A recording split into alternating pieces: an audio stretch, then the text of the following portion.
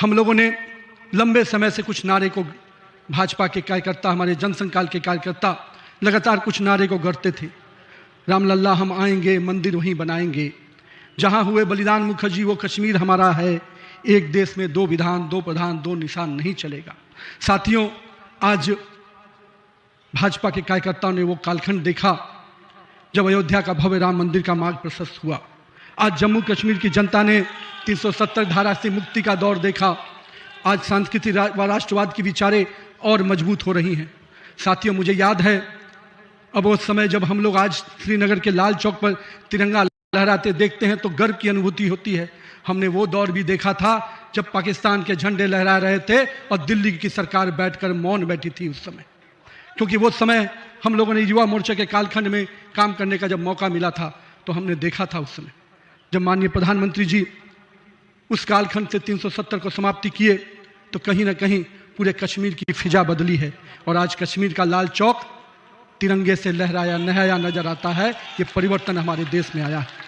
साथियों, हम भारतीय जनता पार्टी के उस समान राजनीतिक दल नहीं जिसके लिए हम काम करते हैं, हम उस विचार के साथ काम करते हैं जिस विचार से हम राजनीतिक अभिव्यक्ति के साथ साथ उस नारे के साथ काम करते हैं जहां राष्ट्र प्रथम के नारे, नेशन फर्स्ट, पार्टी नेक्स्ट और सेल्फ लास्ट, माननीय प्रधानमंत्री जी ने इस नारे के साथ हम लोग को जोड़ा है, हमारे नेतृत्वकर्ता ने हमें जोड़ा है और हम सब के लिए ये प्राथमिकता होनी चाहिए कि हम राष्ट्र के आगे रखकर ही अपने कामों को आगे बढ़ाएं।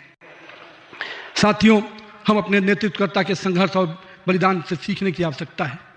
ये हम वैसे राजनीतिक दल के लोग हैं जहां राजनीतिक सत्ता नहीं साधना है, राजनीतिक भोग नहीं त्याग है, राजनीतिक ऐश और आराम नहीं तपस्या है, राजनीतिक कोई पदभार नहीं उत्तरदायित्व है। तो आइए हम सब कार्यकर्ता इस संकल्प के साथ अपने नेतृत्वकर्ता के इस परिश्रम और पुरुषार्थ के साथ अपने आप को जोड़ें। मेरे प्रिय कार्यकर्ता साथियों, यदि भाजपा आज विश्व की सबसे बड़ी राजनीतिक दल बनी है तो इसका मुख्य कारण हमारा प्रेरणादायी नेतृत्व है, हमारा विचारधारा है और हमारे लाखों कार्यकर्ताओं का मेहनत है। वो कार्यकर्ता जो बिना फोकस में आए अनवरत काम करता है, वो कार्यकर्ता जो कठिन से कठिन परिस्थिति में भी भारत का ध्वज झुकने नहीं देता है, वो कार्यकर्ता जो सीना ठोक के कहता है तेरा वैभव अमर रहे माँ, हम दिन चार रहे न रहे। आइए इस भारत की कल्पना को जो माननीय प्रधानमंत्री नरेंद्र मोदी के नेतृत्व में लगातार हम आगे बढ़ रहे हैं, आज हम भी उस परिकल्पना के साथ अपने आप को जोड़ें। हमारे नेताओं कार्यकर्ताओं का परिश्रम ही है जो आज हम यहाँ तक पहुँचे हैं, लेकिन वर्तमान पीढ़ी को भी अपने हिस्से का त्याग, तपस्या और पुरुषार्थ करना होगा, क्योंकि विकसित भारत के अगर संकल्प को सिद्धि तक पहुँचाना है, एक ऐसा भारत जहाँ समृद्धि भी हो, सशक्त भी हो, समरस भी हो, आत्मनिर्भर भी हो, तो हमारे कालखंड के कार्यकर्ताओं को भी अपने हिस्से का पुरुषार्थ, त्याग और तपस्या करना पड़ेगा। साथियों, हमारे प्रधानमंत्री जी ने हमेशा अलग अलग समूहों की बात की। अमृतकाल के लिए 4 समूहों की जो बात की उसमें युवा, महिला, किसान और गरीब है। हमें अब इन नई पहचानों के साथ आगे बढ़ना है, तभी हम आधुनिक, प्रगतिशील और विकसित भारत की कल्पना को साकार कर पाएंगे। आज 15 अगस्त 2024 के दिन जब माननीय प्रधानमंत्री जी ने आज भी उसकी चर्चा की और 15 अगस्त 2024 को जब लाल किले की प्राचीर से माननीय प्रधानमंत्री जी ने युवाओं को सार्वजनिक जीवन में आने का आह्वान किया, तो मैं देश के युवाओं से कहना चाहूँगा, राजनीति से दूरी समाधान नहीं, सक्रिय भागीदारी ही समाधान है। आइए एक सकारात्मक राजनीति के लिए युवाओं को आगे आने की आवश्यकता है। लेकिन साथ ही साथ मैं युवा साथियों से कहूँगा, मेरे भाइयों, राजनीति शॉर्टकट नहीं है, राजनीति 100 मीटर का रेस नहीं है, राजनीति लॉन्ग मैराथन है जहां स्पीड का नहीं स्टेमिना का टेस्ट होगा। तो आइए राजनीति के इस पिच पर हम अपनी जड़ों को मजबूत कर कर काम करें।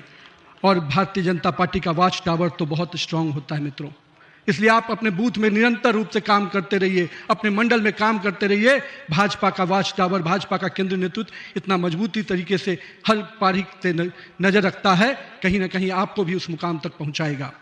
साथियों, आज जब भारतीय जनता पार्टी के कार्यकर्ता माननीय प्रधानमंत्री जी अभी हम सबको बता रहे थे कि किस प्रकार से पंचायत से पार्लियामेंट तक का सफर के लिए हर एक कार्यकर्ता लगे, हम आज इस अवसर पर जहां केरल, महाराष्ट्र, गोवा और अरुणाचल प्रदेश के स्थानीय निकायों में हुई शानदार जीत के लिए अपने सभी कार्यकर्ताओं को और उस क्षेत्र की जनता का भी आभार व्यक्त करते हैं।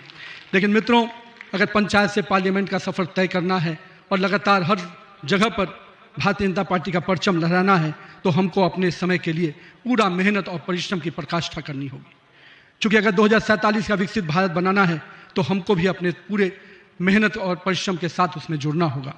साथियों, हाल में हमने देखा किस प्रकार से तमिलनाडु के एक पहाड़ी के पवित्र कार्तिकेय दीपम को रोकने का प्रयास विपक्षी दलों के द्वारा किया गया। यह नहीं है किसी रोकने के लिए विपक्ष के लोगों ने साजिश नहीं की। हमें याद है, हम लोग अभी हाल में देख रहे थे किस प्रकार से न्यायाधीश के विरुद्ध भी महाभियोग लाने का प्रयास किया गया। आज हम जब सोमनाथ की बात करते हैं और स्वाभिमान पर्व मनाने की प्रयास करते हैं तो विपक्षी दलों के लोगों को तकलीफ होती है। हमारा मानना है कि इस तरह की परंपराओं को रोकने वाली ताकतों को परास्त करने की आवश्यकता है। राम सेतु के अस्तित्व को नकारने वाले कार्तिकेय दीपम का विरोध करने वाली ताकतों को भारत की राजनीति में अब कोई स्थान नहीं मिल सकता। ऐसा हमें प्रयास करना है।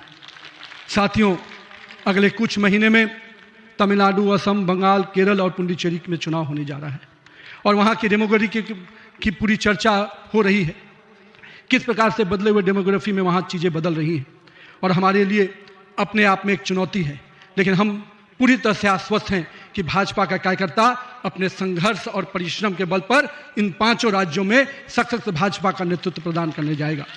और हम हमेशा विश्वास करते हैं कि हमें अपनी आस्थाओं के केंद्र के लिए और सनातन परंपराओं को केंद्र को बचाने की लड़ाई अगर लड़नी है तो निश्चित रूप से अपने देश को सुरक्षित रखने की लड़ाई लड़नी है तो इन 5 राज्यों में हमें एक मजबूत ताकत बन के आना है।